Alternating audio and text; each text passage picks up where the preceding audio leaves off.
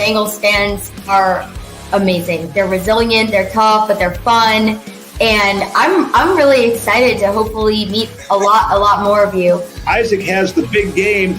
Then we became a real balanced offense for the playoff run, which I thought was really important. He put on the greatest route running exhibition I have ever seen in my life. He was football 24/7, and that was the greatest part of Chad. At times, the early part, I would tell him when we were throwing deep passes, I said, don't wait too long, because I'm going to get away. If you ain't going to have the arm to get there. So, I want to run to the ball, Well, Duke, looks like Duke's in the waiting room. I don't want to keep Duke waiting. He gave us a very limited amount of time. I know he's a busy man.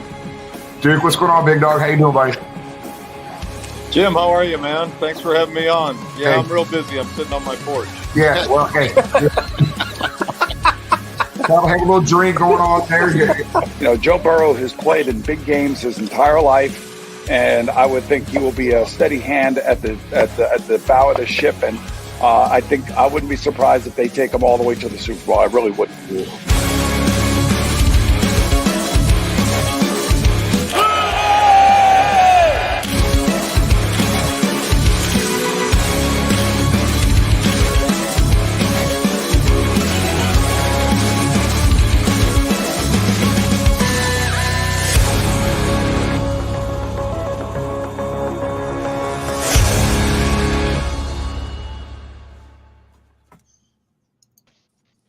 Welcome, everybody. Hey, the sun rose Monday morning. Life is still good. The Bengals are going to get back on track this week in Dallas. They're going to destroy the Dallas Cowboys this Sunday. Mark my word, guys. But, guys, remember April 2020? We started Jamie's idea. Like, hey, guys, we can't go to the draft, but let's have a virtual draft party. We didn't know what the hell we were doing. We had almost 2,000 people watching that night, and we said, let's keep this damn thing going. Almost 3 years later, tonight, our 100th episode of Talking Football with Bengal Jim and Friends. And guys, I'm going to tell you, everybody on this screen thanks you, the fan, for watching, because we wouldn't be here without you guys. It's been fun for us.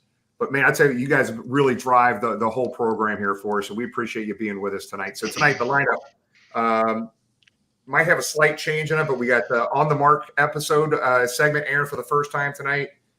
We have Tracy Stofa, the daughter of John Stofa, the very first Bengal ever, and Anne-Marie with the Alzheimer's Association on with us tonight about 8:15-ish. And then 8:30, Marisa Contipelli, Jamie's favorite team reporter for the Cincinnati Bengals. And then about 8:50 towards the end of the show, we're going to go through – we didn't even talk about this pre-show, but we did talk about it on our text strings. We are going to talk about, over those 100 episodes, who is our individual favorite guest that we had and why. And I'm going to be shocked. I want everybody to start guessing what Jamie's favorite guest is going to be. So we will have fun with that. But, guys, let's get going here. So a couple quick things. The Bengals City near West Virginia game yesterday was CBS's most watched Week 1 game in 20 years for CBS, regional game. Over 17 million viewers watched that game. CBS, mind blown. Doesn't surprise me at all. Joe Burrow and the Cincinnati Bengals. So the most watched game, Week 1 game in CBS in the last 20 years. Also, Dallas, everybody's asking. We are not going to do an official Bengal Jam Before the Roar tailgate experience in Dallas, but we are going to be getting together Saturday night at a brewery not too far from the stadium there, the Hop and Sting Brewery Company. Saturday, September 17th from 4 to 10 o'clock. It's free admission. There'll be food trucks. There'll be all kinds of stuff there. It looks like there's going to be a lot of former Bengal players. And with the amount of direct messages and text messages we've received over the past week and a half, I got a feeling there's going to be tons of Bengal fans in Dallas for this game. So if you're able to meet us at that meet and greet Saturday night, we'll see you there anywhere between 4 and 10 o'clock in Dallas. And that's when you're going to be on the Mechanical Bull, right? We're having over. Yeah. We're going to go live with that. That will be. I don't know what my record would be. I mean, 10 seconds. I don't know what's a good time to be on a Mechanical Bull. I don't know. What's the PBR thing? 8 seconds. You got to stay on. Yeah. So Man, I can go 10-12 on that. You gotta please drop a GoPro on the Jimmy for that, please, if you don't mind. I think that'd be fun. A good time for you on the Bull is to not get on it. That's a good time. Tom gives the best advice ever. That'd be the next On the Mark episode. It's just a GoPro of Jimmy falling to the ground 6 times. This show gets sideways pretty quickly. Yeah, I'm gonna tell you. And as you can see below, subscribe on YouTube. We got the ticker running across the bottom. If you haven't subscribed, click the button there. That way you'll stay in the loop of all the times we go live. And we may have a special announcement coming up about a live show in the very near future. So stay tuned. Yep. James, don't let me forget to round back to that and check my phone before we get off the show here tonight on that one. Right. Real quick, Tom, on this date in Cincinnati Bengal history, September 13th, 1981, the Bengals had just come off an awful first half week 1 performance by Ken Anderson. So bad, Ken Anderson gets benched for the second half. Turk Schroeder comes on and wins that game opening day against the Seattle Seahawks. Week 2, there's a lot of talk. Should the Bengals bench Ken Anderson for game 2? What happened in game 2, September 13th, 1981? In the frenzy of the win of the Seahawks, Forrest Gregg named Turk Schonert the quarterback. Actually, because of this show, we've heard different versions of what happened. We've heard that Ken Anderson went to Forrest Gregg, talked to him for a day or two, and finally talked to him into giving him another shot as a starting quarterback. When Jack Thompson, who was a great guest of one of our 100 episodes, gave a version of that too. There are those that said Paul Brown encouraged Forrest Gregg to slow down and consider everything. In the end, no matter what version exactly happened, the decision was made that if that team was going to achieve greatness, Ken Anderson was going to have to be the quarterback to take him. Kenny got another chance and went in, and after one early bump, tore up the New York Jets on the way to becoming NFL MVP and taking the Bengals within 1 foot of a Super Bowl championship and padding that Hall of Fame resume.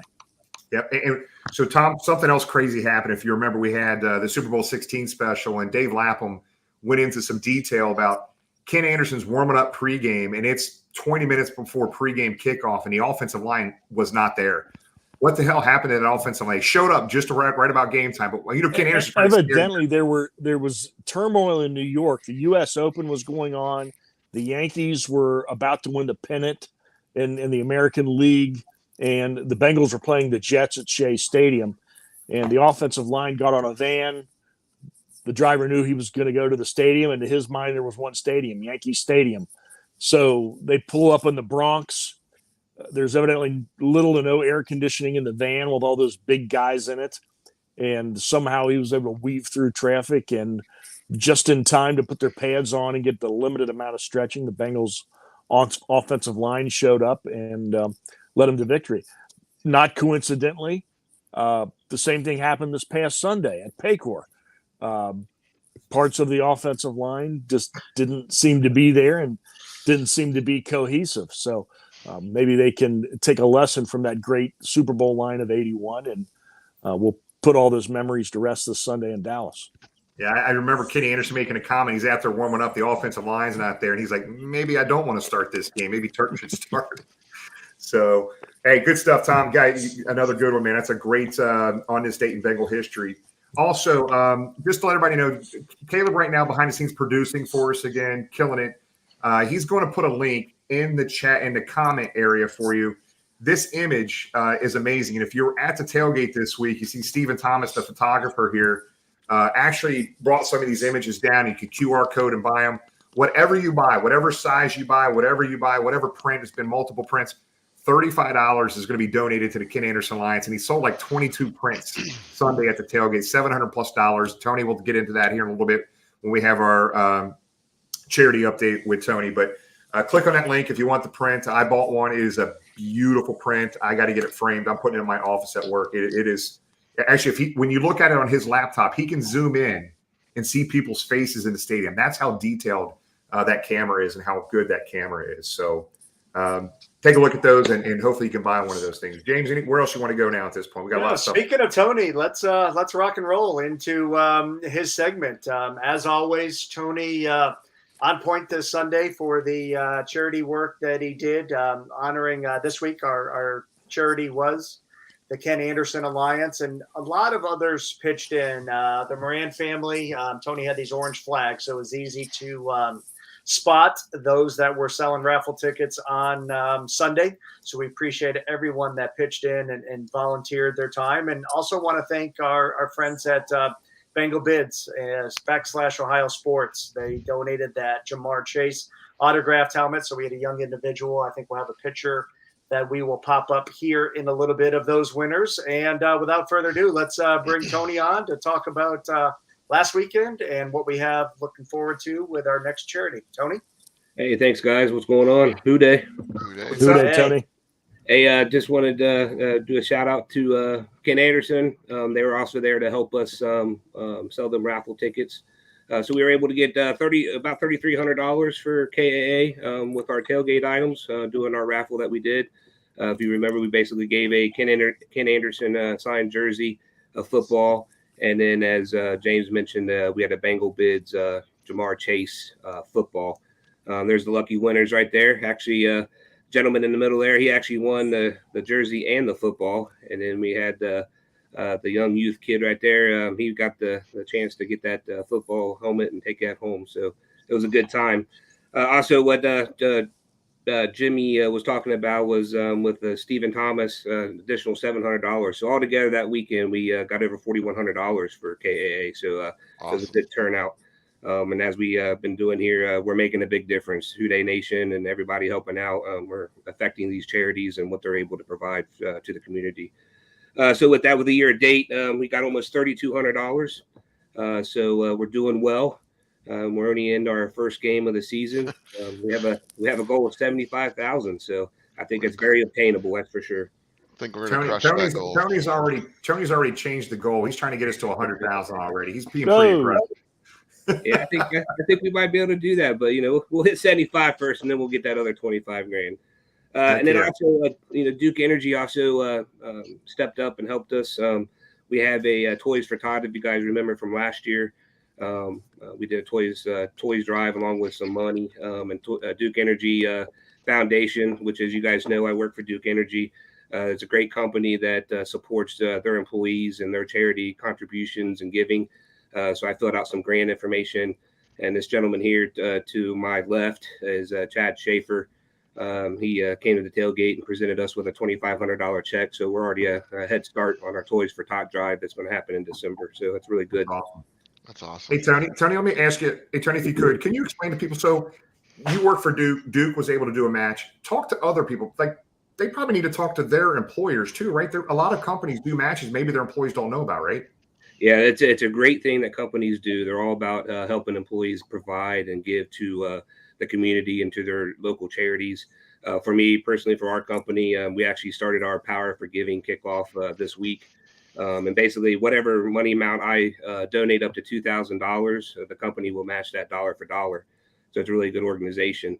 Also, for me, with my volunteer work that I do with the Bengal Jim Friends tailgate, every hour that I help do that volunteer work, they will give additional monies to that as well. So please, like James said, check with or Jimmy, as he said, check with your company, find out if they have that type of benefit, because it's a really good thing and it just helps that stretch that dollar even further. Yep. It's awesome. So with that $2,500, and our new total will be over 34,000. So we're doing really well.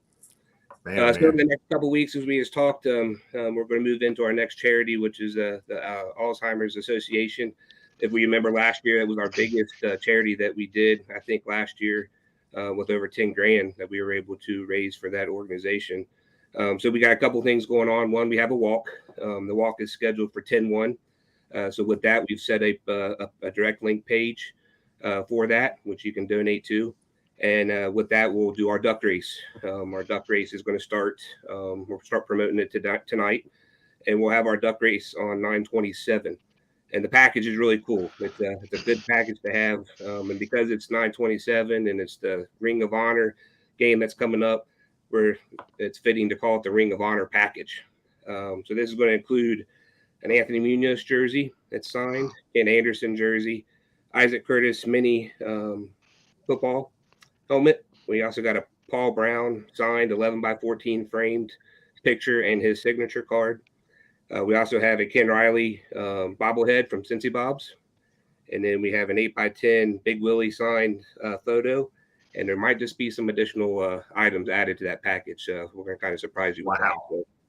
So we're going to do our duck race, 100 ducks. So going to be our max. And we'll do $50 a duck, and we'll kick it off tonight. Yeah, wow. Hey, Tony, guys, I mean, everybody watching right now, that package, man, hey, that's a hell of a package right there. Somebody's going to walk away with one hell of a package. Yeah, the winner takes it all, man. So it's a good. If you haven't started a Bengal memorabilia collection, this is one way to start that for sure. So, pretty excited about it. So with that, with the Alzheimer's Association, I do want to introduce Tracy and Anne Marie with that organization, and they can discuss it further. Yep. Welcome.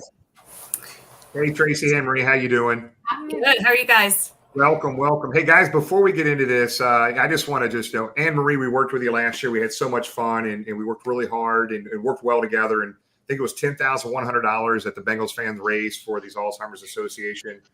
And I just want to, everybody knows who you are. Most everybody knows who you are. You've been out to tailgates. They're pretty familiar with you. But I want to also introduce Tracy Stofa. Tracy is the daughter of the late, great, very first Cincinnati Bengal, John Stofa, who passed away here earlier this year. And I do want to play a short video, Trace, of your dad throwing a touchdown pass because, in 1968, he was the very first Bengal that was picked up by Paul Brown.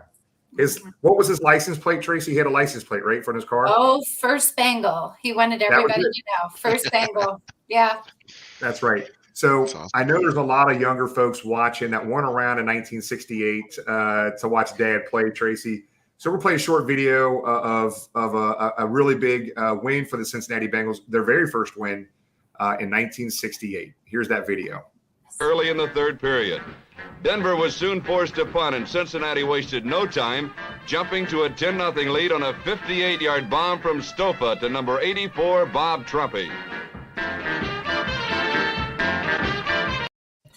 Bengals go on to win that game, Tracy. Your dad was the winning quarterback, man. How cool is that? Yes, that is. What a great video. Thank you so much. Very touching. And the Trumpies and the Stofas are still very, very good friends to this day, as a lot of those original Bengals. Bob Johnson, the whole crew. Absolutely. Thank you. You're welcome. Tony, you want to take it from here on this, or? Yeah. So, Alzheimer's it affects a lot of people, right? I think probably everyone has a family member or someone they know that's been affected by this disease. So it's a very good organization and what you guys provide. And we're really pleased to be a part of it. If you guys don't mind, just, talk about what you do and what kind of funds, how the funds help and, give some stories or whatnot. So appreciate it. Sure. So thank you guys again for having us. And thank you guys so much again for all of your support, through the years. So we serve 37 counties in Ohio, Kentucky, and Indiana, and there's about 55,000 people with the disease in those counties. And it takes 3 people for every 1 person. So there's about 160,000 caregivers. And we are so pleased to have great social workers here in Cincinnati that help families go through this journey. And it is not a journey to go through alone. It is tough. I will share a very quick story. A friend of mine reached out to me on LinkedIn and told me that her husband was diagnosed. And I said, well, if you need us, please, call us. She sent me a message the other day. He was diagnosed with younger onset, which is someone who gets the disease under the age of 65. And she said, I need help. None of my friends understand what I'm going through. They all tell me, well, he doesn't look sick. She's like, I feel very, very alone right now.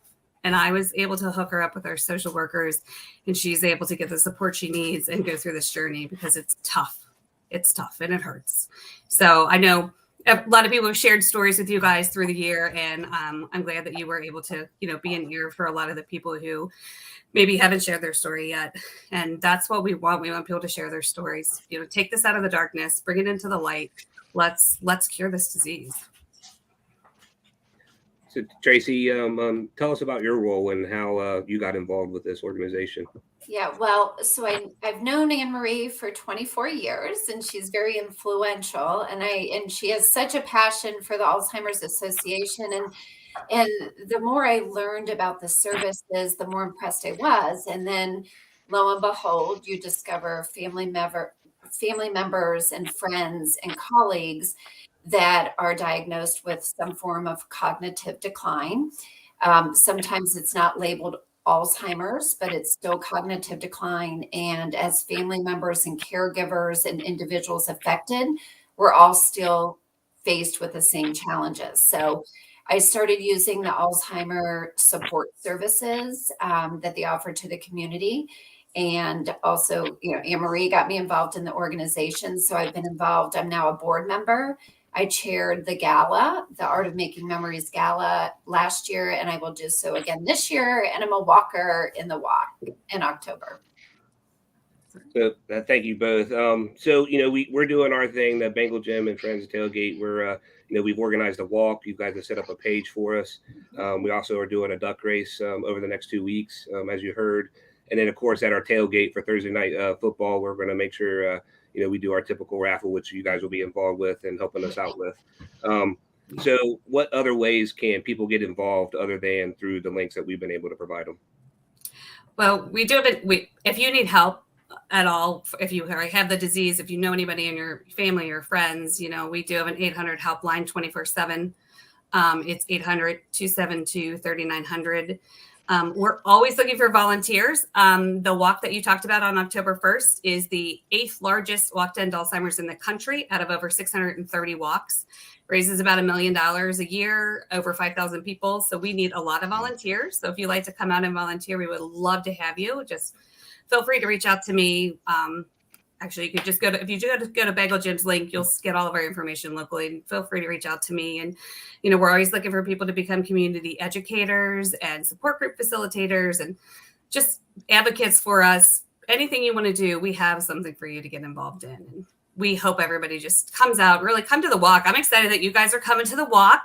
I know everybody's really jazzed that you'll be there. And I know, Jim, I do have your orange flower back here for you that you'll be holding with the Bengal stitch on it. So we're excited to have you guys, and I know it's going to be a great day. So I want to let everybody know that Anne-Marie, as nice as she seems right now, she's pushing us pretty hard. We raised a little over 10,000. She set a goal. What's our goal now, Anne-Marie? Oh, I didn't set it. Jim said, I think we should hit 20,000 this year. I said, okay. I had to remind him that the other day at lunch. He's like, I did say that, didn't I? I did. So, guys, I think I talked to you and Tracy at lunch a few weeks ago, and I think I've said this before, but I'd like to repeat it again, because one of the most rewarding things to me as we've gone through this charity thing over the years, especially last year, this year, James brought this particular charity to the table last year. James' mom is affected by this. I learned more about Alzheimer's in that 2-week stretch than I ever have in my entire life, and how awful this disease is and how important this organization is. And I just appreciate you, Anne-Marie, and Tracy, and everybody that works with you guys, because it is truly about educating and helping people understand this disease and how we can help try to fight this thing. And I'll tell you what, it was, out of all the charities we worked, I love them all. But man, I tell you what, I opened my eyes, because all of us on the screen said, okay, we're going to take 2 weeks. Let's try to raise $2,500. We posted that night on all of our social media platforms. We get up the next day, we're over $2,500. We're like, heck, let's just raise it to $5,000. Within 2 more days, we went over $5,000, and it took almost 2 weeks to get to the 10. I was amazed. I didn't realize how many families were affected by Alzheimer's. And it opened my eyes last year as we went through this, because I really thought we were going to have to fight to get to that 2,500. And I wake up in the morning and I go to get ready to go to work, and I get my phone out and I check the status towards that goal. And we blew through it in less than 24 hours. So this is important. This affects a lot of people. And look, if you're able to give, great. If not, we understand. And we want local fans and fans across the country and internationally to support it if you're able to. You don't even have to be a fan of the Bengals. If you want to help this cause, be part of it. I mean, this is just awesome, and this is fun, and this is why we wanted, Tony making, we got On the Mark, then we got Tony making a difference with Tony the Tiger, And him driving this for us this year has been a huge thing for us as well. But guys, we're excited about this. I really am excited about, I did tell you 20 grand, but we're going to do our best to get there. I think I had a couple. If we don't hit it, it's okay. I think Tracy gave me a couple drinks. I think that's why I said 20. I did. And I have more for you. Well, I'm kind of disappointed that James didn't grow out his mullet again, because that was pretty fun. That was actually fun. I had a lot of fun cutting that off. That would have been fun to do again. Well, I had a lot of fun auctioning it off when you guys auctioned it off for $300. And yeah, didn't someone to a Carson Palmer bobblehead? I have no idea what happened there.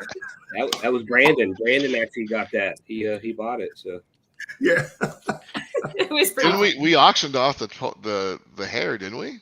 Yeah, you did. You did. $300. I had a couple drinks. I'm not gonna lie, but it was fun. It was fun. Hey, I wanted to say one more thing. So you see how Anne Marie's wearing purple, and she's got the purple sign. So purple is the color for the Alzheimer's Association. I'm really looking forward to the walk myself. Now the Who Day Nation don't get mad at me, but I didn't want to go out and get a custom purple Tony the Tiger jersey I'm wearing during that walk.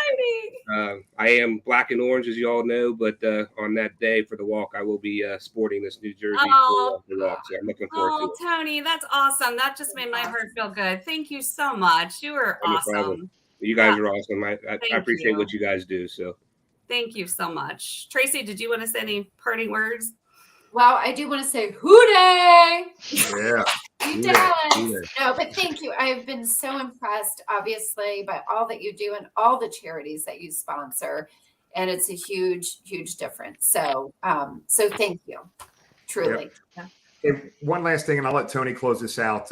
Hollis, one of our friends of the program and close friends to us, that works with Josh, Heirloom Framing, does those bobbleheads with Cincy Bobs. He had a comment posted earlier in the comment section, and he was talking about, Tracy, your dad was used on a lot of marketing pieces early in his career. And actually, as you guys were talking, I went on my wall here. I knew this, but on my wall is one of those marketing pieces, Burger Beer. That's there in 1970. They used his image on some of those marketing materials. So I have one of those hanging. I got a couple of these hanging up in my basement here. Those are really cool. But no, it's a good thing it's a beer advertisement. He would. That was up our alley. Yeah. Sorry, Anne-Marie, quick question. Yes. Chris is asking if you're looking for volunteers still. How would they go about contacting you for that?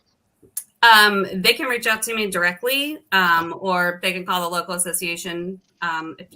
Actually, you guys are going to post the link to your walk page. If you click on that link at the bottom of the page, it has all of our local contact information. They're welcome to reach out to me. Awesome. Yeah, awesome. We would love to have everybody there. And I'm so sorry, Chris. I just was reading that. I'm sorry about your mom, and whatever we can do to help you, we're here for everybody. So awesome. And I have to give a big who day because I haven't done that yet. So who day? I had a great time last year with you guys and traveling to all the games, and the Super Bowl was amazing. So let's just bring home that win. Absolutely. It's coming. It's coming. Well, guys, we thank you. Tony, I'll let you kind of close that out, man, if you want. Sorry. Yeah. So again, making a difference, right? That's what we're doing. $34,000 is what we got so far this year. Going to keep on growing. I'm looking forward to work with all the organizations that we've been working with already, and that we got scheduled for the rest of the year. And all the tailgates are covered.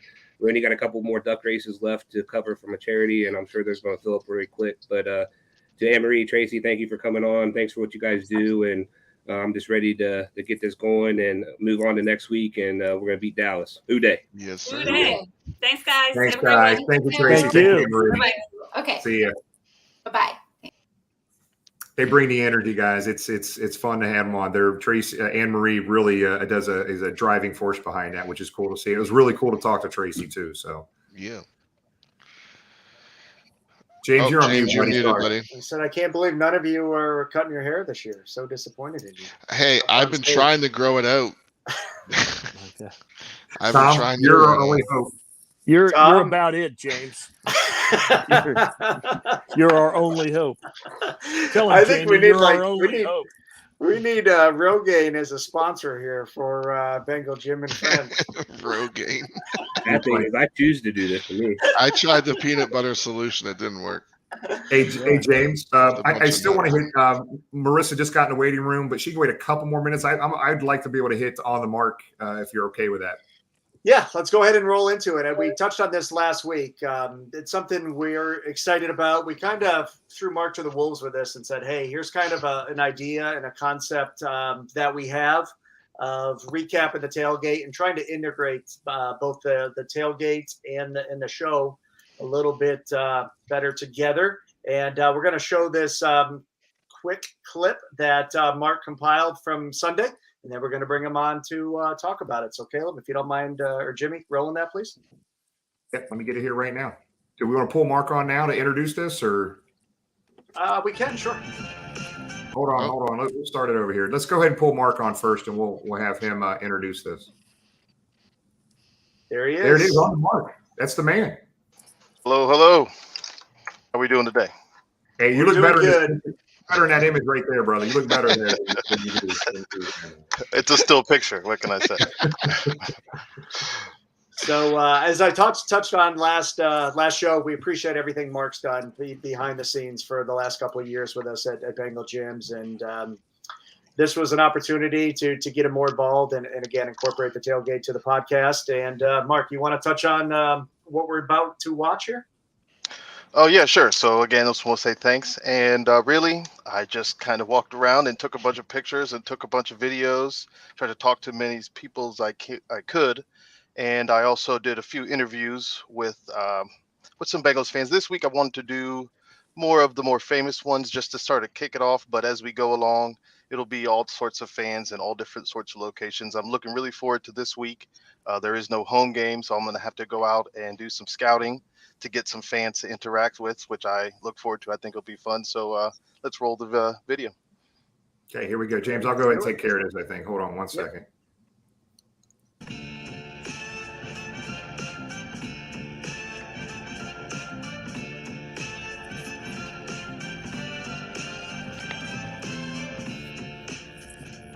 In a few hours, this will be complete pandemonium.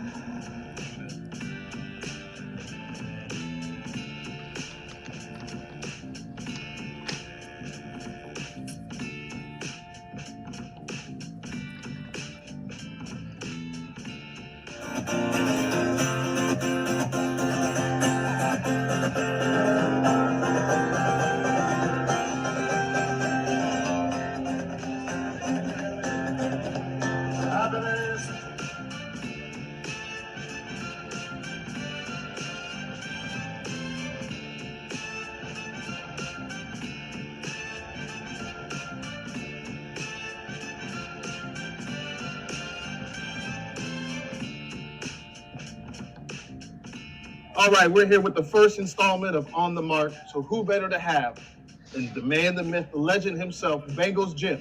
So we got a couple questions for you, brother. Yes, sir. Do you remember your first ever Bengals game? What's your first Bengals game you ever attended? Don't laugh at me, man. 1983, I was a little kid. My dad took me to a preseason game. Wow. That's the Jets. I don't even know if the Bengals won. What I remember, how crazy the crowd was. Face paint, the energy in the stadium. That's what I remember the most. Wow, amazing. That was the year actually I was born. So if that makes you feel any better. You know what? All right. Young buck. All right. Second question. Yes, sir. Who is your favorite all-time Bengals player? I can't say one. I have to say two. Okay. Because they both start with Ken. Okay. Ken Anderson and Ken Riley. When I was 11, 12 years old playing Nerf football on the street, on offense, I was Ken Anderson. On defense, I was Ken Riley. Those are my dudes right there. Hey, you can't go wrong with that. Can't beat those guys. Legends.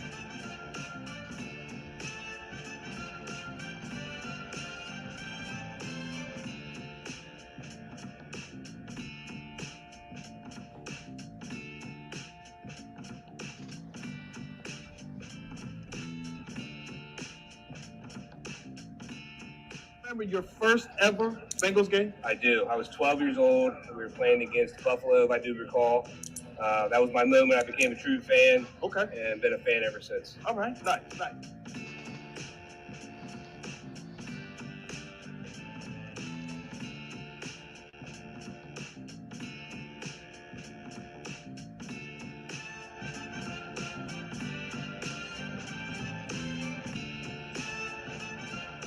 AFC Championship, and we are going to the Super Bowl and taking it all. Who dat, baby?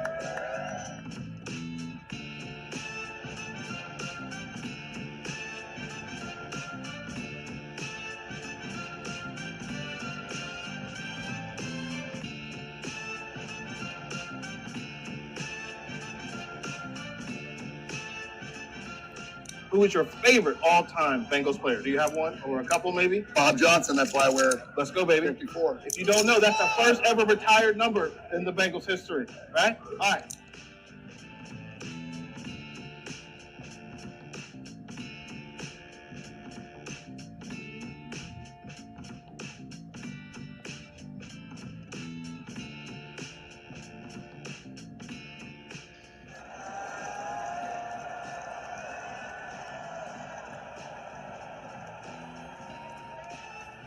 Do you put fries on your sandwich? Yeah, well, why would you do that? That's all you need. What a blast. Dude, on the mark, man. First segment of On the Mark, brother. We dude, that was awesome. You did a really good job with that, buddy. Where did that question come from at the end? I just thought of it. They put sandwiches on fries in a certain city, so I figured I'd ask. Okay, all right. Fair enough. But I had an excellent time making that video, seeing all my old friends and family members that I haven't seen in a few months. I got to do a shot with the mayor. That was awesome. So it was just an all-around good day. Anyone who knows me knows I absolutely love the Bengals. And usually if we lose, people say, oh, I know you were devastated. And I always tell them, when you go tailgating, it always makes the losses a little easier because you have such a great time before the game. And even after, we went and we got some food down at the in-between. So it was a good day all in all. Yeah. Well, we appreciate yeah, I'm go sorry, ahead, James. I tell you, man, that tailgate, man, they filmed the rap video during our tailgates. We had the mayor there. We had Lalisha Reese, one of the Hamilton County commissioners there. Who am I missing? Ken Anderson obviously was there, and we had over 1,000 Bengal fans down there tailgated with, according to Hamilton County folks that told us over 1,000 folks were there tailgating with us. And there was a very touching moment that Mark got on video or tape and video that Carrie and Tony, obviously T. Higgins' mom and dad have been tailgating with us pretty regularly for the past few years. Mr. Higgins was going to DJ one of the games this year, and obviously, a couple weeks ago or a week and a half ago, he passed away. And Tony took the mic when Mama T. Higgins' mom showed up at the tailgate. Everybody went from straight partying to straight respect, quiet. I mean, we had over 1,000 people straight shut up and listen to Tony and Carrie. And Mama T took that mic. And it was a very touching moment, man. And I think everybody teared up during that time. But Mama T took that mic and thanked everybody for thinking about her and her family and thinking about Eric, man. But man, I appreciate what you did there, Mark. That was really cool because I like how you captured early in the tailgate before the lots even opened up, and then gradually as you start seeing the crowd going to late, after 11 o'clock, how packed that parking lot was, man. That was a really fun episode, brother. We look forward to every week you doing this, man. And I think you're going to have a lot of fun with this, and you're going to get a lot of people engaged in this as well. Yeah, Mark, you said the next episode is going to feature some less famous Bengals fans. Tom will be at the next tailgate, so you can. That's I just blend in, But Mark, don't be so hard on you. Everybody knows you, so don't, and those that don't are going to by the end of the season. So no, it's a great feature and contributes to the fun. And I have seen Jimmy put fries on his sandwich, so don't let him get you down. Oh no! All right, James. We're gonna move on. Are we still good here? We got Marissa in the waiting room. No, we appreciate it. We got Marissa in the waiting room as always. Mark, we appreciate it. Look forward to seeing the videos in the coming weeks. So without further ado, we apologize for keeping her waiting. Mark's gone. Bougie Mark is what he called himself. So. Are we giving Jamie the honors for our next? Yeah, let's bring her on. You guys are way overflowing. No. I think we should take ourselves off screen and just. Shut up! Caleb, go ahead and bring in Marissa. She's regretting doing this already. There we go. Hey, Marissa, how you doing? What's going on, guys? What's I'm sorry for the immaturity of my friends here, Marissa. Apologize. Jamie hasn't been on in like 3 weeks. It finally took you joining us for our 100th episode to get him on from. I was on 2 Canada. weeks ago. You know, James, I'm just trying to do my part for you guys. So anything that I can do to help out the team. So it's appreciated. Yeah. Oh well, God, here we go. We're already starting with the t-shirts here. You see this? I unfortunately wore a sleeveless shirt on the last episode, and everybody wanted me to wear it today. I'm not doing it ever again. Jamie, I'm disappointed that you didn't. I was getting messages for days. It was ridiculous. It's crazy. Our 99th episode was affectionately known as the Gun Show.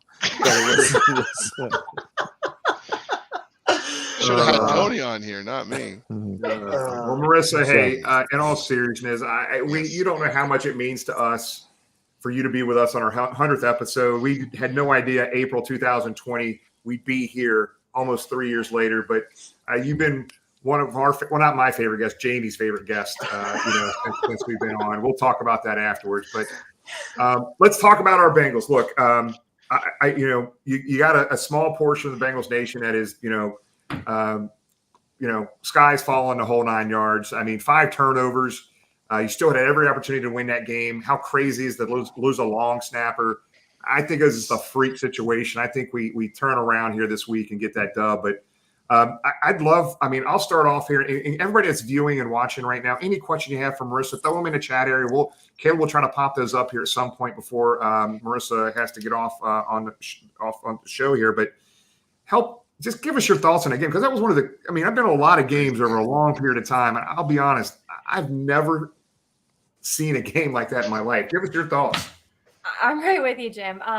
Just overall, you felt so much frustration because, like you said, not too often you commit 5 turnovers and you're still right there in it, so close to winning that type of game. And it's just such an uncharacteristic outing, from this Bengals team, especially on the offensive side of the ball. And so I'm right there with you. There is absolutely no need to be, up in arms, hit the panic button. None of that needs to take place. They're absolutely going to bounce back, and just a series of unfortunate events. If Clark Harris doesn't get hurt, they probably win that game. Just thinking probably back into regulation when we had the blocked extra point attempt. And so, you hate to have a game and an outing like that, but on the other side, at least it's week 1. So there's still a long, long season ahead of us. Absolutely. Tom? Yeah, Marissa is something I noticed, and maybe I hexed the team, but it was a couple plays into the game where, and I don't know if anybody in the office was talking about it today, but the stadium really felt on game 1 on a warm September day. There was a playoff atmosphere. There was a playoff energy. The only times I felt that was during the playoffs, and what was then Paul Brown Stadium, now Paycor Stadium. Was there any talk about that after the game and Monday and Tuesday in the offices? Oh, absolutely. We were talking about it on Sunday as the game was progressing. It was one of the first things I noticed, not only just how much energy was in the stadium, but I love seeing, I was like, there's a lot of orange, a lot more orange than I've seen at this game the last couple of years. And it was just a great, great sight to see. I love Bengals Nation. You guys know that. And just the amount of energy and hype that, the fans bring, each and every Sunday has really only increased and heightened over the last couple of years. And so the fact that we are expected to be close to selling out every single home game this year is just absolutely phenomenal. I'm so excited to see a packed stadium every time we're out there this season. And it's something that, not only do, players and coaches recognize, but you're absolutely right. Like us in the front office, we notice and we see it too. Thank you. James, go ahead. No, we'll let you go. I was gonna ask. Don't put me on full screen. This is okay. I hate that full screen thing. So obviously the second half of last season, this team, you could really tell, started to believe that, they'll tell you from the beginning we believed all the way, but really the second half, they really believed they could go all the way to the Super Bowl. Are you seeing that same energy, that same belief when you're talking to these guys early on in the season? Oh, absolutely. And even, just talking to some of the guys when they reported back for camp back in July, the confidence has never wavered. It's been the same since the season ended back in February. This team is so confident and knows that they have the right pieces in place. They have that right roster built, that they could absolutely make another playoff run this year. And so I really think that's something that too has only grown as this team has been together, as they've acquired the pieces over the last few years in free agency and the draft. And, you're getting these guys together longer to help build just that chemistry and rapport with one another. And it's just only going to do wonders for them moving forward. Way to keep it professional, Jamie. Good job. What did this guy says is the battle of your shoulder for Jamie when you see him? Like, see what you guys. Yeah, just in case. You never know see if what you've done. You see what you've done. No, I'm glad I finished up. So I'm just gonna give a little plug to that real quick. I graduated from Ohio State, so sorry for everyone in Cincinnati. I am a Buckeye, and so my graduation gift, baseball's always been one of my favorite sports and near and dear to my heart. So my dad had that custom made for me with my graduation year and kind of signature and the Ohio State colors and everything on there. So very cool. Nice. Cool. James, I think you had one. Please don't. I don't really want to use it. I'd like having it on the wall there. So you have nothing to worry about. Oh my gosh! No, the only thing I'm going to add is the excitement in the stadium. I think it's been touched on a lot. There's a lot of talk in the chat area about obviously a lot less of those stupid yellow towels there in the stadium, and the energy was there. I think even in Mark's segment, he just did that panoramic view of Paycor Stadium, and it was stacked and packed. Could you feel that energy from your perspective and your side of things on the announcing side, Marissa? I did. And, one of my favorite parts is after I do my pregame keys to the game up there on the stage, the ruler of the jungle stage with the throne. Normally I'll go back up to the press box right away because I want to make sure I'm, in my place for kickoff for the first quarter. But having Dave Lapham as the ruler of jungle, I'm like, I'm going to stick around here a little bit longer because I wanted to see Dave up there. And I'm so glad I did, because not only was the crowd phenomenal for when they announced him as ruler of the jungle, but I got chills when they were announcing the starting lineup. And the last time I got chills was when we were there for that playoff game against the Raiders, and they were announcing, quarterback from LSU, Joe Burrow. And the same thing happened because the crowd was just so loud and so into it. And so it was right from the start where, I really kind of tried to soak in that moment a little bit, just with it being the first game and the crowd already just, in midseason form, ready to, cheer on this team. So it's a great thing, guys, that, the crowd and the fans are, back out in full force supporting this team. Yeah. Marissa, I think it's interesting. We're going to talk about the defense because the defense played outstanding. Outstanding game. But I want to talk about our guy, Joe Burrow. Obviously didn't have one of his best games. The turnovers. Look, I'm not worried about Joe. I know his mentality. I know he's going to be back. I really do feel sorry for Dallas Cowboys. We're going to put a whooping on those guys. Joe Burrow's going to come back ready to go. But what was Joe Burrow's demeanor after the game? I've heard a lot of different things, but I'd like to hear from you. I know he was upset with himself, but what was your read on Joe after the game, locker room, post game?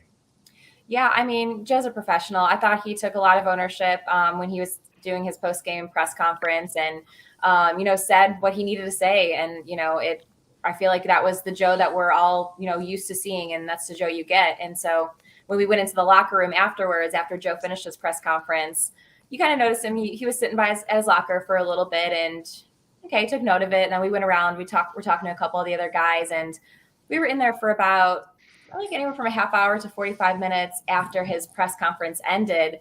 And I happened to glance back over at his locker, and he was still sitting there, hadn't gone to shower, hadn't changed, hadn't really done anything. He was still sitting in that same position, just kind of staring down and just kind of in his thoughts. And so at one point, Sam Hubbard was the only player I saw kind of go up to him and was talking to him a little bit, but then Sam was kind of just sitting there with him also. So I think that says a lot just about Joe Burrow, and you could kind of see in that moment, obviously the game means so much to him, but seeing how hard he was taking it. And, I would love to be in the mind of Joe Burrow to see, how is he processing this? What is he thinking about right now in this moment? And, the hour after that type of game. So I agree with you right there. I feel like Joe is going to come out a lot differently this Sunday to really try to put that one behind him. And if seeing him sitting there after that loss is any indication of it, expect a pretty good performance from him on Sunday. Marissa, do you find it hard to talk to these guys after a loss like that? Like it's got to be hard doing your job asking questions about, you watch all the time and people ask questions are so obvious, but you have to. So what happened there? It's like, is that hard to do? Like standing in front of them? I can imagine it probably is. Yeah, it's not fun. Yeah, It's probably the part of my job I, enjoy the least because I'm part of this team too. I know in a different type of way, but none of us want to talk and really talk about a loss like that afterwards. So, that's where throughout my career is I've kind of grown. You learn how to ask the questions in that right professional way. So you're not just going up and saying why did you play like this, and because you want to be respectful to the players, but you're right. That's probably one of the more difficult things that you have to do when you have, a loss like that. And you have to go into the locker room afterwards after these guys have been off the field for 15, 20 minutes at that point. Yeah, it's fresh, right? Mm-hmm. You want to go to some of the... Okay, go ahead, Tom. No, it's just, well, exactly what Marissa said. I mean, we're really lucky to have Joe. As tough as Sunday was, he's a leader. He'll look at it, he'll figure it out, and he'll go forward and he'll lead the team. I mean, we've had purported leaders before playing that position that wanted to point the finger in every direction, but he'll work for it and get it through. But turning the page towards Sunday, Marissa, and being around the guys and covering the team, was it, get right back on it, no time to panic. We feel good. We still, all the optimism and everything we heard in the off season is still there, and they think they're going to right the ship and just keep going. Bingo, exactly, right there. I mean, the guys were even talking about it after the game on Sunday. I think Joe Mixon had a tweet, bounce back in week 2. Mike Thomas has tweeted out something also, and I mean, these guys, they're professionals. They're not going to let a week 1 loss. Granted, it was to the Steelers. It was in overtime. There was a lot of emotions. It was a roller coaster type of game, but they're not going to let that, weigh heavily on their shoulders. At this point, Tuesday at almost 9:00 p.m., they're moving past it. They're moving forward. And I mean, if last year is any indication for just the different type of adversity and turmoil that they had to go through at different times, I think they're going to be fine. Yeah. Marissa, what's your thoughts on, a couple things. One, not challenging the touchdown, Jamar Chase. What's your thoughts on that? And I think the second one, a couple people are asking in the chat to ask you.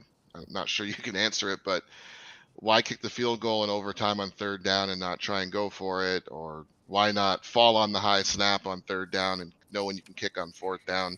Was any of that ever asked in any of the press conferences? I didn't get a chance to see all of them. Yeah, so I believe all of that was asked to Zach Taylor between Sunday and Monday. I feel bad for those people that asked that question, but so yeah, I recommend, those press conferences are on our website and YouTube pages. So I recommend giving those if you want to go back and watch through to those fans that ask those questions. Zach will have a much better answer for you than I will, just since I'm not a coach down there. It's hard to make a give a real reason, why they did one thing over another.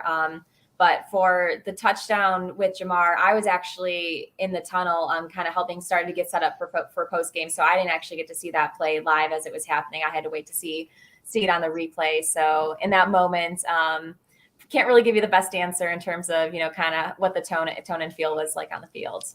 Yeah, you know what, Marissa? What's interesting? I listened to the interviews, every one of them, every second. Everybody asked very good questions. Zach didn't dodge him. He came out on that touchdown everybody was talking about. I didn't see it on TV, right? The actual game. We were at the stadium, but I'm going through my social media feed and everybody say that they should review this. They should review this. It sounded. I think his response was something. Hey, we were kind of in a hurry up. We wanted to get going. And he came out in the interview and said, hey, in all essence, hey, I wish I had it to do over again. So it's very interesting because when those questions are asked with other coaches, it gets very snippy after a game like that. And Zach just came out and gave a very blunt, hey, matter of fact, you know what? I might have messed up. I probably should. If I had it to do over again, I would have reviewed it. So I respect Zach for that because that's refreshing to hear a head coach because we're all going to make mistakes. Every head coach is going to make mistakes. And he caught himself out and said, hey, if I had to do over again, I probably would have reviewed that one. Yeah.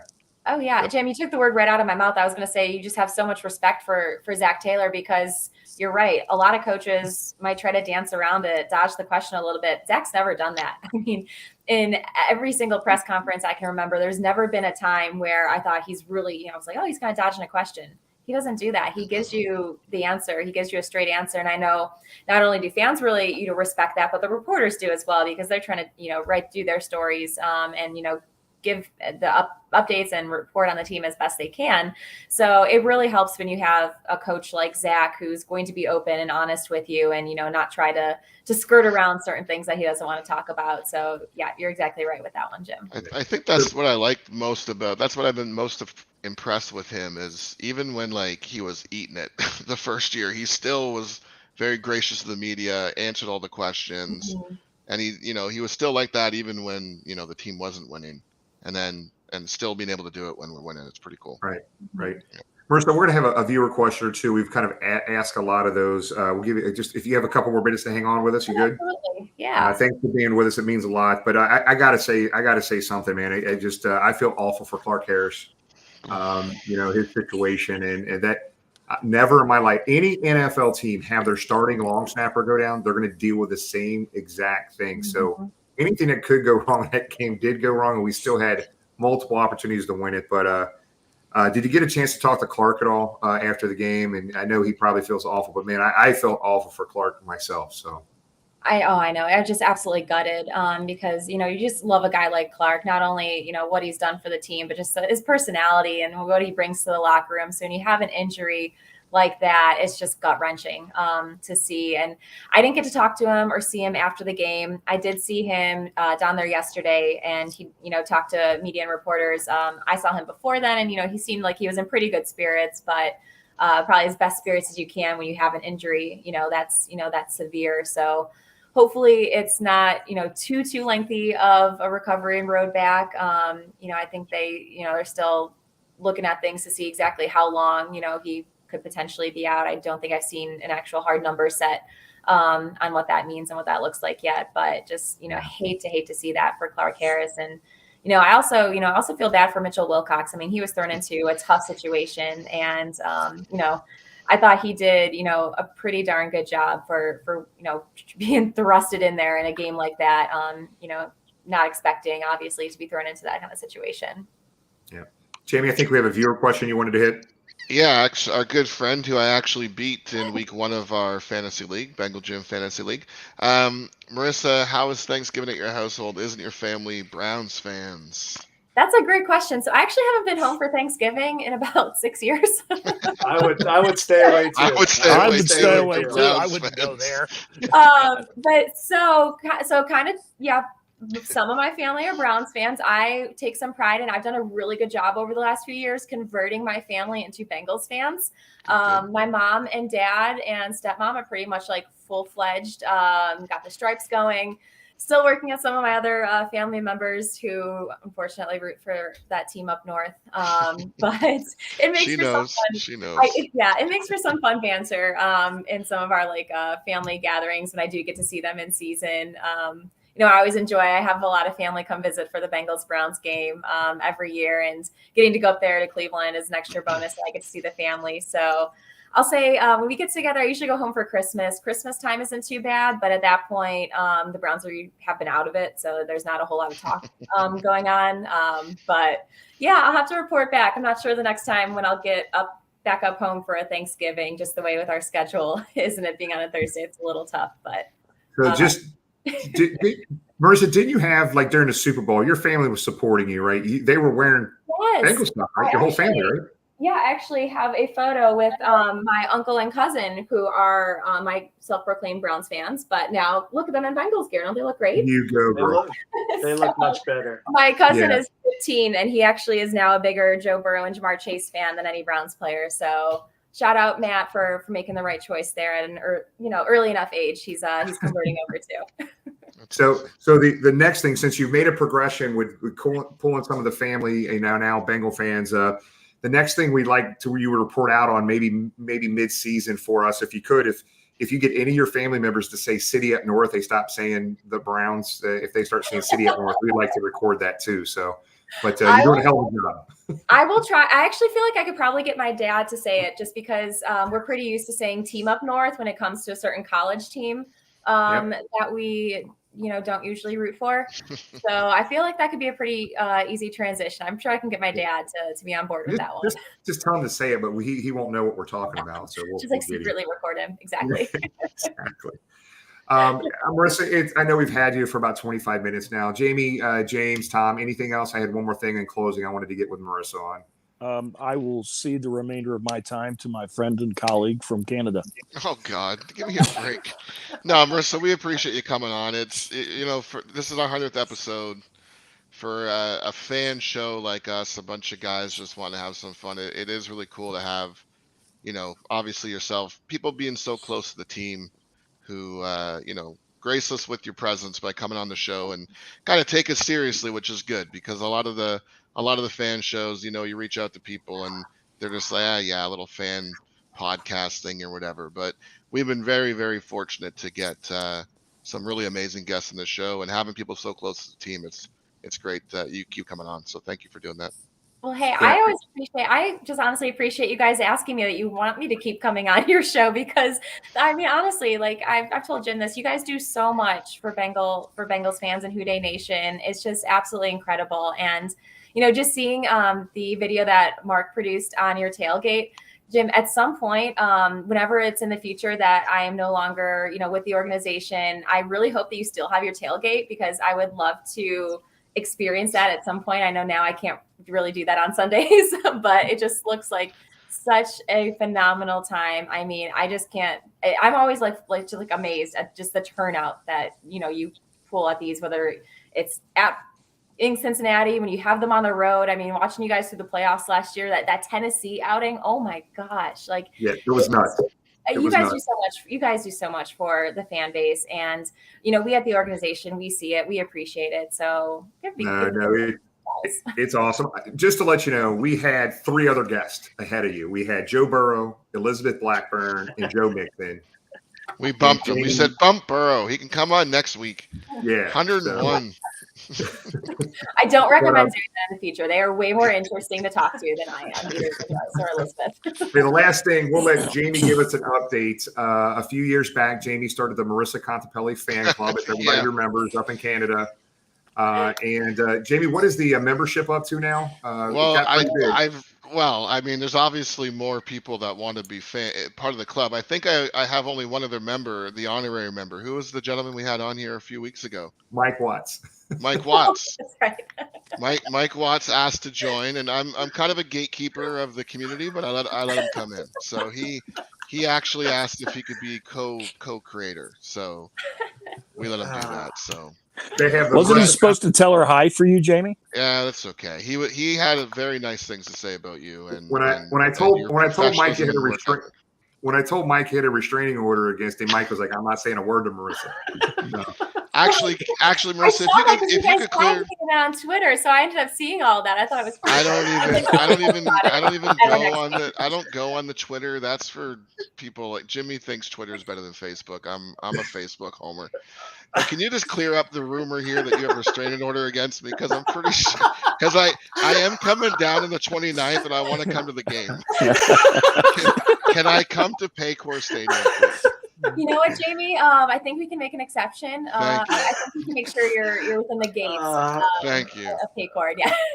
As Marissa walks into Paycor Stadium with her bat, looking over her face. Make sure I get that through security, just in case. Marissa, thank you for being such a great sport. And in all seriousness, Mike Watts, when we had him on a few weeks back, and he was just talking about, he was amazed at how you were cutting from one interview to another and just how unbelievably good you were. And we see it. We love the content. We love what you do. And we feel bad for you too, because we know after a game like Sunday, going into that locker room has got to be really tough. And what you bring to the fans, the content, the interviews and things you do, everybody that's watching right now on all social media platforms and the pod that we'll post tomorrow, everybody appreciates what you do, Marissa. We thank you so much.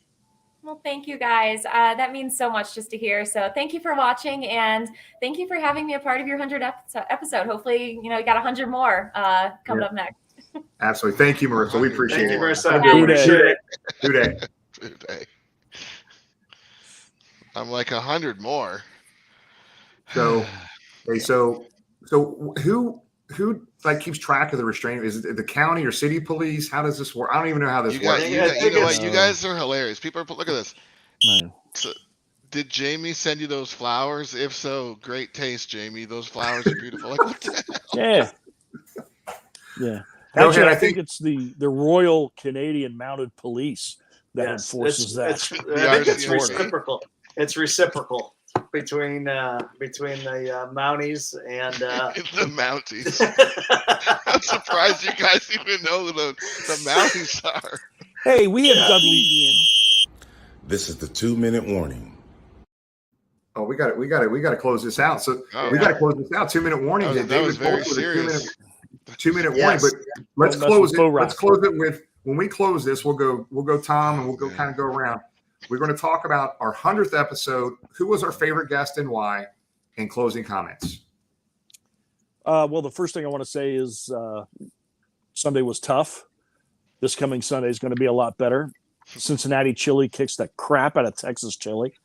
And I think we'll get down there. I think a lot of things that went wrong Sunday will be righted for this coming Sunday. And everything is going to be good. And we've debated this a little bit, and I think the four of us need to come up with a fifth member tonight. But, one guy that's been very special to us, he's been incredibly, insanely nice to me.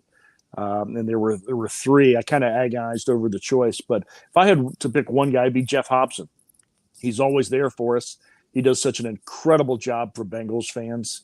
And, he's always there for us, and goes out of his way to restructure his time for us and Bengals fans. So I would have to put Jeff Hobson in there. James? Good choice. All right, I'm going to show this graphic real quick. We want to remind everybody tomorrow night at the Amelia. Let me double check that. Yes, at the Amelia, Tony the Tiger will be there at the Amelia Gold Star location. They're giving away 4 tickets to the next Bengals home game. They're going to do those for all the pep rallies. So go to the Gold Star social media, check that out.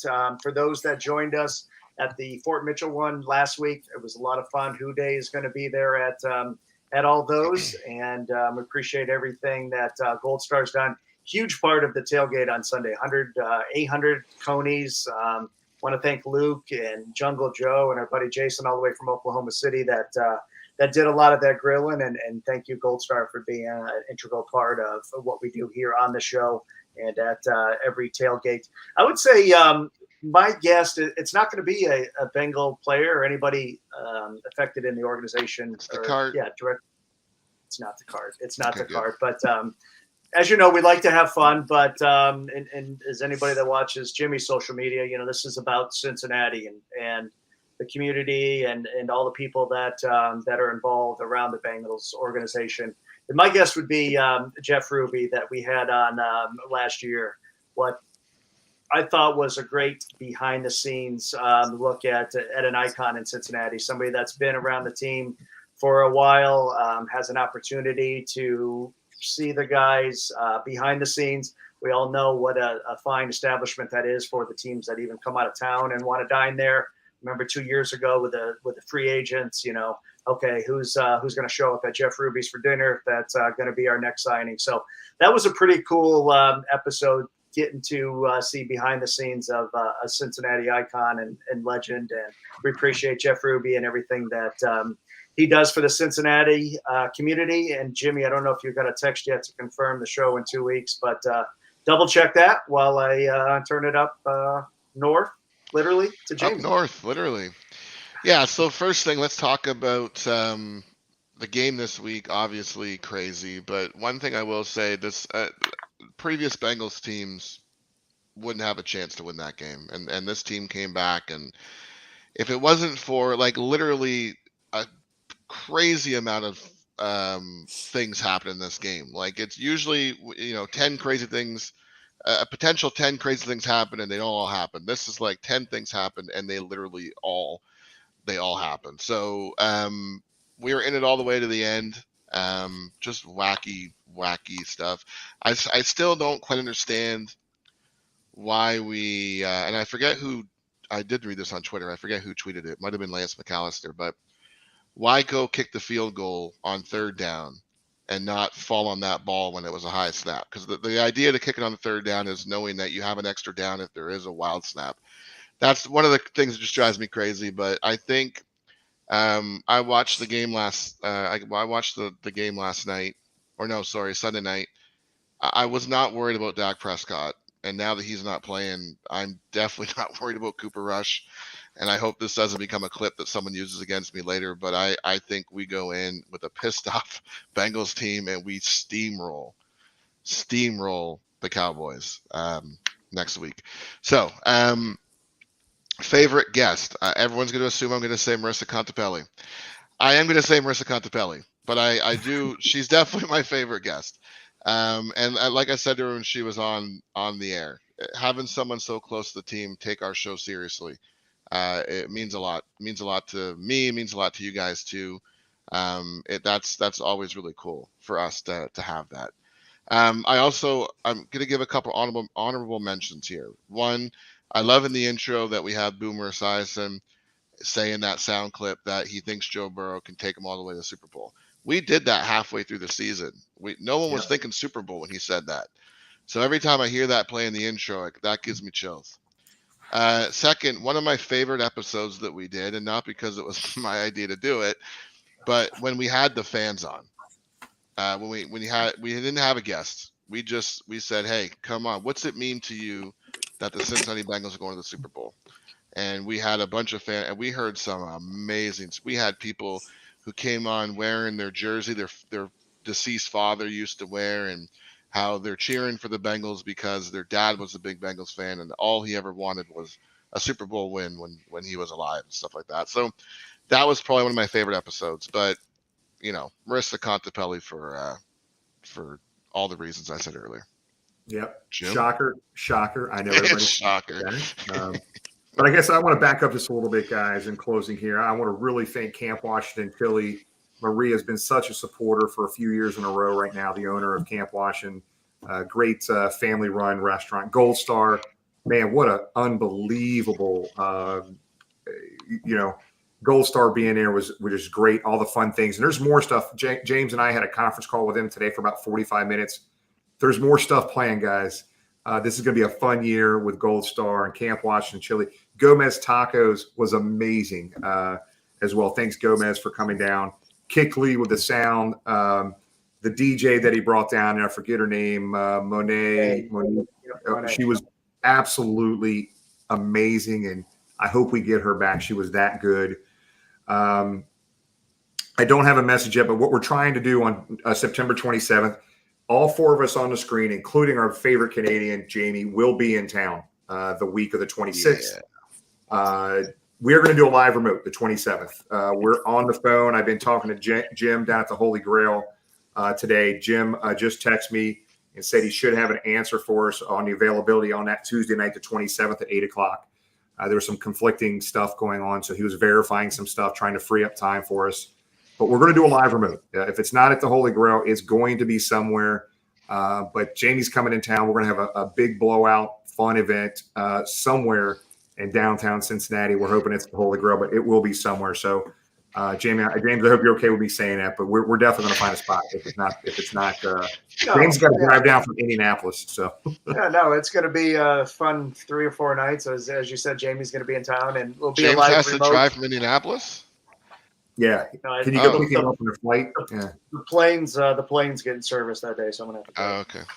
The James been there, dumped that helicopter is in the shop. Not really the name you want for your helicopter. Just saying. A couple quick things before I close out here, guys. If you're going to Dallas, we're not having a tailgate. They just don't like big giant tailgates like we would bring to the table down there. We are going to have a huge meet and greet at Hop and Sting Brewery Company, September 17th, 4 to 10 o'clock, free to attend. food trucks, everything that night. So make sure you join us for that. That's going to be a blast. I know there's a ton of people that will be there that Saturday night to do that. I also want to thank, Tony. Tony, Making a Difference with Tony was a really cool segment tonight. And it's truly a passion of his. And what's really cool about it, this isn't something he just started doing this year, guys. He's been doing this his whole life. And him being involved in this is a really cool thing. And he's loving it. And it's really helping everybody on this. And really want to thank Mark for his segment on the Mark. Did a hell of a job with that, man. And it was very well done. Also want to thank Caleb behind the scenes here, man. This guy is learning the StreamYard stuff. He's got all of our stuff logged in there before the show. And he cuts the video or the audio after the show, and we send it to our friends at Cincy Jungle who put that on the pod. So we're getting some very big viewership. 2-minute warning is now 7-minute warning, Augie. Damn it. But you're right. And he was there all the way from New York. It was great seeing him Sunday. It's 2 minutes per host. Yeah, exactly. Screen. Yeah. My last closing, my favorite guest, guys. When Tom started talking about this a few weeks ago, I wanted to go to an episode, right? Tom was like, "Nope, it's got to be an individual." Guys, there's so many people, and I have to pick one. And there's so many I could have gone to. I don't know why, but I'm just going to tell you, Pete Johnson was my absolute favorite guest for a lot of different reasons. But if you remember the first episode we had Pete on, he literally, we were showing a video clip of him running over Herm Edwards into the end zone. And I just kind of joked and said, "Oh, Pete, I would have got your ass. I would have went shoestring low on you." And he started talking, and he started trash talking. He went into trash talking mode and said, "Nah, Jim, I would have put cleats on your back." He literally, I would have stepped on you, son. Yeah, cleats on your back, son. But he was dead serious. You didn't want to mess with Pete, man. So when Pete came on, he had half a bottle of Crown already drank, and he was ready to go. But Pete was just such a good human being. He's talking about coming down to a tailgate this year as well. He's trying to determine which game that is. It might be that Thursday night game. Stay tuned for some more on that Thursday night home game. There's some big things planned. My favorite guest that didn't show up was Carl Pickens. Brandon hit it right on the nose. The only guest that stood us up, Carl Pickens. The reason I'm here. Yeah. I think I'm not exaggerating. I probably worked 3 days putting video clips. I was so excited to have Carl on. I had so many video clips ready to go, and Carl ghosted us. Never returned my call, emails, or anything like that. I thought the truly classy part there was 10 minutes before the show, you confirmed you're ready to go. "Oh, yeah, man, I'm ready to go. No problem." Yep. And then nothing. But Jim, before you do sign off, a special thanks to everybody who takes the time to tune in, whether it's live on Tuesday night or take a peek at us during the week. Without everybody out there, we could just StreamYard the four of us, and we would talk football for an hour every week, but they make it possible, and they make it so much fun. So thank you to everybody who watches every week. Guys, we're getting back on track. Stay positive. There's peaks and valleys throughout the season, every season, even last year through that Super Bowl run. It's easy to stay positive when we're winning. Let's stay positive when we're in the valleys too, and pull these guys out of it best we can. We're going to be all right. We got the team. We got everybody we need here, and I agree. I agree with Jamie, man. We're going to come out and stop a mud hole. It's Cooper Rush, guys. We're playing against Cooper Rush. Yeah, our defense. Jamie, please. Rush. The ghost of Mike White, please. Just Yeah, but no one knew who Mike White was. We know who Cooper Rush is. I'm sorry. I don't want to know him better. Just true.